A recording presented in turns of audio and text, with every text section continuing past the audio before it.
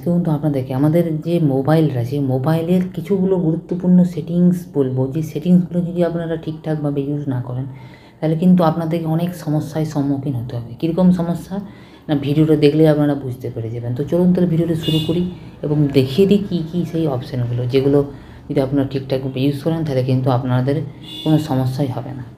First আপনাদেরকে বলে দিই, আমরা ধরুন কোনো বাসে বা ট্রেনে বা কোথাও যাচ্ছি, বা ধরুন ব্যাঙ্কিং পাসওয়ার্ড দিচ্ছি, আমাদের কি হয়, ধরুন কোনো বাসে করে যাচ্ছেন, আপনার ধরুন ইউপিআই পিনের দরকার, বা আপনার ইন্টারনেট ব্যাঙ্কিং থেকে আপনি টাকা পাঠাতে চাইছেন বা দেখতে চাইছেন কি হচ্ছে না হচ্ছে, আপনার পাশে কেউ বসে আছে, তখন আপনি যদি এই অপশানটা না ঠিকঠাক ইউজ করেন তাহলে কিন্তু আপনার কিন্তু পাসওয়ার্ডটা সবাই দেখে নেবে। আর ধরুন পরক্ষণেই আপনার মোবাইলটা তখন হারিয়ে গেল, বা যে পেলো সে তো ধরুন পাশে থেকে সবই দেখে নিল, তাহলে আপনি বুঝতেই পারছেন আপনার কি হবে সেই সময়টাতে।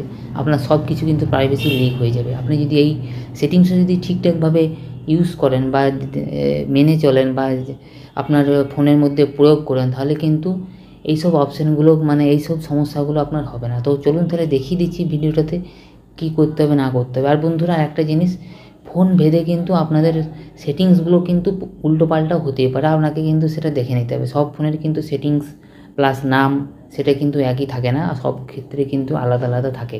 তো আমি দেখিয়ে দিচ্ছি। দেখুন আমি সেটিংসে চলে আসলাম। সেটিংসে আসার পর একদম ডাইরেক্টলি আমি দেখুন সিকিউরিটি অ্যান্ড প্রাইভেসিতে চলে আসবো। আসার পর আমি একদম আদার্স সিকিউরিটি অপশানে আমি চলে আসবো। এখানে দেখুন মেক পাসওয়ার্ড ভিজিবল বলে অপশান দেখুন আমার অফ করা আছে। আপনার কিন্তু বাই ডিফল্ট এটা অন করা থাকবে। এটাকে আপনার অফ থাকলে কী হবে, আর অন থাকলে আপনি যদি এটা যদি অফ থাকে, আমার যেমন ধরুন অফ আছে, তাহলে কি আপনি যতই পাবলিক প্লেসে কোনো পাসওয়ার্ড দেন বা ব্যাঙ্কিং রিলেটেড কোনো কিছু দেন, পিন দেন, প্লাস আপনি প্যাটার্ন দেন, কিন্তু এটা কিন্তু শো করবে না, কেউ বুঝতে পারবে না। এরকম করে করবেন, দেখবেন কেউ কিন্তু কিছু বুঝতে পারবে না। আপনার যদি এটা যদি অন করা থাকে তাহলে কিন্তু আপনার পাশ থেকে কিন্তু সবাই দেখে নেবে আপনি কী পাসওয়ার্ড দিয়েছেন, কী প্যাটার্ন দিয়েছেন, কী পিন দিয়েছেন। সব ক্ষেত্রে কিন্তু এটা কিন্তু আপনার কাজে আসবে। এই জন্য আপনি এই সেটিংসটাকে কিন্তু এটাকে সব সময় কিন্তু বন্ধুরা অফ করে রাখবেন। অফ না করে রাখলে আপনার কিন্তু ফোনের বহুত বড় ক্ষতি হয়ে যাবে। আপনার প্রাইভেসির ক্ষেত্রেও কিন্তু বহুত বড় ক্ষতি হয়ে যাবে, মানে এটা লিক হওয়ার চান্স বেশি থাকবে আপনার। ওই জন্য এইটা জিনিসটাকে সবসময় আপনারা কিন্তু অফ করে রাখবেন। এটা হয়ে গেল। 2 নম্বর অপশানের জন্য আমাকে কী করতে হবে না, আমার দেখুন নোটিফিকেশান অপশান আছে। আমাদের দেখুন ফোনে প্রত্যেকটা ফোনেই কিন্তু নোটিফিকেশান আছে। অ্যাপ নোটিফিকেশান বলে একটা অপশান থাকে।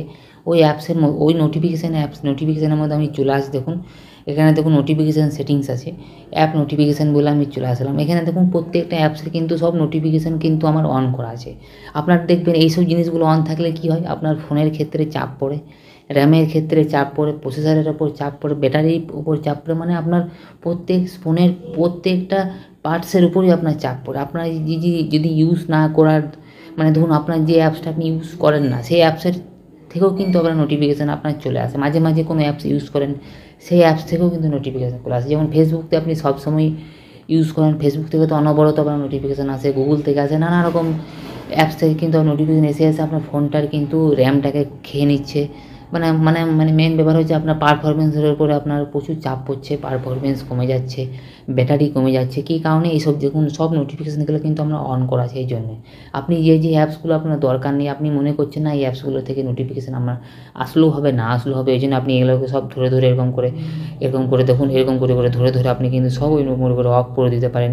এরকম করেও করতে পারেন। প্লাস আপনি এর ভিতরে ঢুকে যেতে পারেন। ভিতরে ঢুকে গেলে কী হবে না, আপনার একটু টাইম বেশি লাগবে, কিন্তু আপনি কিন্তু সব জিনিসটা আপনি দেখুন আমি এরকম থাকবে, একই ব্যাপার, কিন্তু ব্যাপার না। এখান থেকেও আপনি ডাইরেক্টলিও আপনি বন্ধ করেও দিতে পারেন, প্লাস আপনি ওইখান থেকেও বন্ধ করতে পারেন, আপনার যেটা খুশি সেটা।